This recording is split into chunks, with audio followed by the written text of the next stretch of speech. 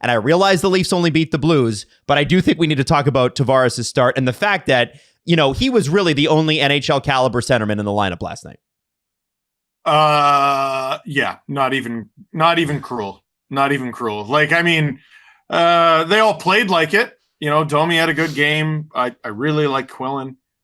There's only X amount of roster spots. And how about Steven Lorentz? Like, really unsung player from that game. I think he was +2, played 15 minutes, which is like unheard of unless it goes to double overtime in the playoffs. And even then, I'm not so sure. Crazy faceoffs. He straight up saved a goal. That was one of those find a way wins, because that was going to be tough to do if the Leafs lost. Like, everyone's going to be super upset that they've lost 6 straight. God, you look at that roster and you go, well, what are you supposed to do? I feel like if the Blues win that game and the Leafs lose, it tells you nothing about the Leafs, and because they're not the Leafs. And it doesn't tell you anything about the Blues either. Right. Like, they're desperate for points too. I don't think it tells you anything about them. I think the win tells you a little bit about the Leafs. Oh boy, I think it tells you a lot about the Blues. Jesse, I'm curious for you. You were at the game. Mm-hmm. You saw it all live, and you talked to all the players afterwards. And I know that Joseph Woll spoke, Jake McCabe spoke, William Nylander spoke. When they were asked about Tavares, what did they say? It's such a high praise for him, because everybody in that locker room knows that the only reason John Tavares is able to be that player is because of the work he puts in beforehand. And like everything you're talking about there, about him aging so gracefully and his game continuing. Last year, he's a 40-goal scorer. And that doesn't seem like it's dropping off anywhere. And that's because he is more dedicated to the off-ice part of the game as like anybody in this league. We talk about the McKinnons of the world who will not eat a carb and are just like so hardcore about their lifestyle. John Tavares is in that same camp. He's the exact same, and he works as hard as anybody in the Leafs locker room. So when they see him take a 1-on-3 chance like that and win the game for them, they know it's because he's working hard off the ice. And it's heart and soul, right? Yeah. Like that's the one thing that we've been asking for from this team this year. What we keep saying, or what I kept saying, and now listen, we'll talk about the injuries in a second here, but when this team's healthy, I think they've got the talent to make the playoffs. I don't think anybody's denying that, but the problem... 4 points out of 4th. Well, exactly. And beyond all that, and beyond the fact that it's early season, they've played bad a lot of times, Jesse, because they just show up and put in dog shit effort. Yeah, that's the biggest complaint here. It's not about the talent or really like the coaching or anything anybody's done. It's just about the mental side of the game and putting in the efforts. And John Tavares is someone you could never say has not put in the effort. Matthew Nyes is in that same camp. Nick Robertson, for all of his faults, is in that same camp. Man, he's a dog. He's a dog. But John Tavares is the leader in that regard of just always mentally sharp and always knowing that you need to put in a full 60 effort in the NHL, else you're going to lose games that you shouldn't be losing. And I feel like that should go run through this team, and he's a heart and soul part of this team. He's not captain anymore, but he leads by example, and every young player on that team can look up to him, and the vets should follow suit with him as well. The Leafs are playing the Columbus Blue Jackets on Thursday. I'm doing the stream for that. Shameless plug. By the way, we had so many people come in for that game last night. It was crazy. I couldn't believe how many people were watching our stream for a Blues Leafs Tuesday nighter. The Blue Jackets and Leafs, the Blue Jackets are 4th in the wild card race. The Leafs are 9th, but only 2 points separate them because it's the beginning of the season. The Blue Jackets are not a whole heck of a lot different from the Leafs. They just have one more win. Can the Toronto Maple Leafs turn last night's game into something that you can build momentum on? That was a collection of guys. It was not the Toronto Maple Leafs. You had, what did you have on your tweet, Jesse? You had Tanev, Rafai, Stollers, Matthews, Lawton, and a few. And Waugh. So it was like $36.5 million. Harlow. $36.5 million sitting on IR or LTIR. Can you turn that in the press box? Better. Yeah, because like Nyes isn't on IR or anything like that. Nyes couldn't play. Can you turn that into an identity game? I think the vibes were so good last night, which is rare for the Leafs. They don't usually have good vibes games. But one thing, when Willie shot the puck into his own net, and that was the most inexplicable play I've seen in a long time. Like I had no idea what he could have been thinking in that moment to bat a puck out of midair directly back at his goaltender. Like, what was supposed to be the end result there? But so he does that. And I think it was Steven Lorentz who was talking post game, and he said that after that happened on the bench, they were all kind of laughing about it, which is the best way you can take something like that. Like, Willie is that guy who it's like, he'll do that and that doesn't change his mood at all. He'll score a hat trick that probably won't even change his mood at all. So like, he was the best guy for that to happen to. He apologized to Woll, and the bench kind of carried over those emotions where they were also very lighthearted about it. It wasn't like, we're on a 5-game losing streak, we just batted the puck into our own net, death is happening. It wasn't the Steve Dangle, I'm melting down moment for the bench there. And I'm very happy to hear that, because that's not usually what we get out of the Crest. The Crest is usually they're all melting down. So I think they used that momentum. They fought back in the game. They won it in overtime. And then now against a Columbus opponent they should beat, you carry that. You know, this can be a momentum builder. We talked about that with the Oilers the other day, where their comeback victory, it hasn't turned into that for the Oilers, but like this year, use this momentum, carry it over, and keep those vibes, like keep those good vibes. William Nylander's goal, Steve, was perhaps a top 3 in his entire career in terms of just rock star shit. In terms of what is he doing? Yeah. In terms of batting the puck into his own net? Not that one. No. No, I know what you're talking about. As I keep saying. And which goal, Adam? He scored 2 last right. night. He scored. I don't know if it would have counted. I don't even know if it would have counted if he did it on his own net. No, that was a high stick. That's so frustrating. What's hilarious, and this happened last week too, is he directly led to 1 goal, and then the next shift scored 1 for the Leafs. William Nylander giveth and William Nylander taketh away, but usually it's in reverse. He giveth first, giveth to the other team. I want to know from you, Steve, when you think about William Nylander goals and the way he pointed at the crowd afterwards, the team, the fan base, everybody's frustrated, and yet it felt like he was like, yeah, we got this, we're cool. Do you believe it? I mean, yeah, of course. And like, there's still, you definitely can't call it championship DNA because it's not that.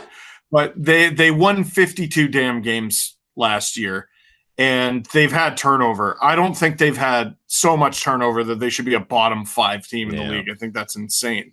Woll's been pretty good for you.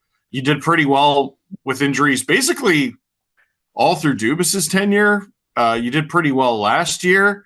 Different guys were stepping up. It's sometimes you just got to get your head out of your ass, right? And it's hard. It is hard, but it's almost like they were so bad they broke through a barrier where it's funny. Like that Nylander, like batting it into his own net. That's legitimately funny. You know, when you're having such a bad day, you start laughing about it. Instead of crying, it just becomes funny. It's like, how are these things still happening to me? I just got to keep laughing through this. I'd be crying right now if I had any moisture left in my body. Like, yes, I can resonate with that. Yeah. One of the things that sort of has stuck out too, guys, and I'm trying to get through all this stuff before we lose Steve, is the Leafs defense. You're holding up good. Yeah, he's doing okay. He's doing okay. Yeah, that's great. Come on, Steve. You're fine. You're great. Is the fact that the Leafs defense is scoring. Morgan Rielly, OEL, both factoring in last night again. And, it's funny. It seems like they might have found a good defense partner for Morgan Rielly in Oliver Ekman-Larsson, just based on the fact that nothing else has worked. And maybe it's because Carlo's been hurt or whatever else you want to say. The other guy I need to point out, and Craig Berube was asked about him in the press conference after the game, is Troy Stecher. When Stecher was on the ice, and we just picked him up on waivers, shot attempts were 10-6 in the Leafs' favor. Shots on goal were 6-4 in the Leafs' favor. Scoring chances were 5-2 in Leafs' favor. High danger scoring chances 3-0, and obviously he was on for a goal and none against. He is not the most efficient skater. He is undersized, but it shows you how bad the Leafs defense was at puck moving that he stood out so much. Troy Stecher. He's exactly what the doctor ordered. You know, like there are more than however many players there are supposed to be in the NHL. There are more NHL players than that in the world. Expansion. Yeah. Oh, there you go, Gare. There you go. Hanging out with Mr. Bettman. Yep. Oh boy, I'm fading, boys. That's all right. Hang in there. Exactly what they need. Not everyone is a fit for every team. Like Myers was great last year. He's been awful this year. It wouldn't shock me in the slightest if the Leafs waived him or traded him or whatever. He went somewhere else and he was perfectly fine. You know, the Flyers earlier in his career thought he was a multi-million-dollar player. Then they're like, actually, you're like cannon fodder in a deal. So I'm not shocked at all that Stecher, who plays exactly the way that the Leafs need him to, had a very good game.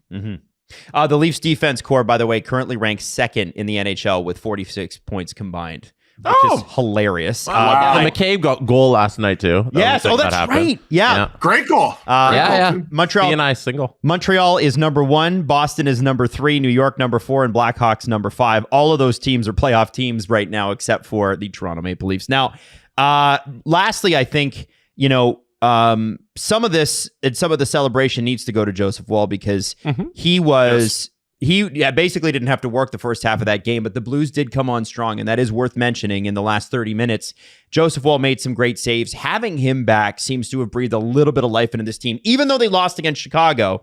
You know, we came on here Monday and said, but they looked good. They looked better. They still can't. No one wanted to hear it. They still can't defend. Like, their passing lanes are still atrocious in the defensive zone. They allow way too many passing zones, and we saw that especially on the Blues power play last night.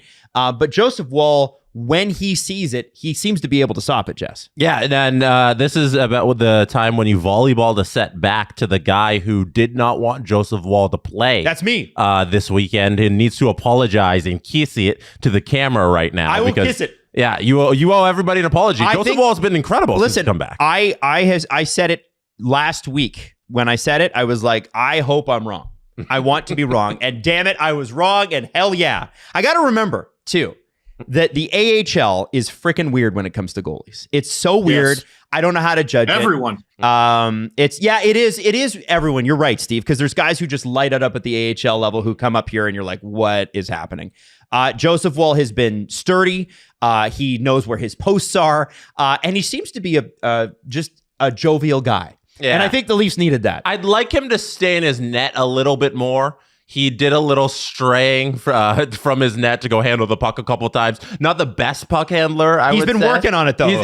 Sure, work on it in practice. Yeah. But when he's in his net, phenomenal. Like, he's looked like the peak Joseph Woll we got all last year. It's the puck handling is part of the reason, not all of it, obviously, but it's part of the reason he lost his job to Anthony Stolarz last year. And when Stolarz went down with an injury and Woll came in, obviously that's not Stolarz losing his job. That's, Woll coming in relief. I think the number one thing we noticed right away is like, oh, he can't play the puck like Big Tone, the other Big Tone on the Leafs. I did see a video today, just by pure coincidence, of Woll in a St. Louis Blues jersey, because he played on a youth team with Brady Tkachuk, Matthew Tkachuk, Logan Brown, Clayton Keller, and I happen to have a Blues jersey here from one of the heroes of overtime last night. Here. What is it? What is it? Oh! Hey! One of the guys who John Tavares stripped. Philip Broberg. There you go. For anybody listening, there you go. Yes. It's a Philip Broberg winter. What is it called? Winter Classic? I think it was the winter because the Chicago Blackhawks were involved. So. Yeah. I have the Bedard game. Yeah. It's a good one.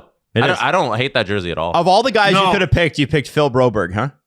He was, when we were asked, he was so hot, and I'm like, him. And the next day, he got injured. Okay. Two guys. One, Jacob Quillen.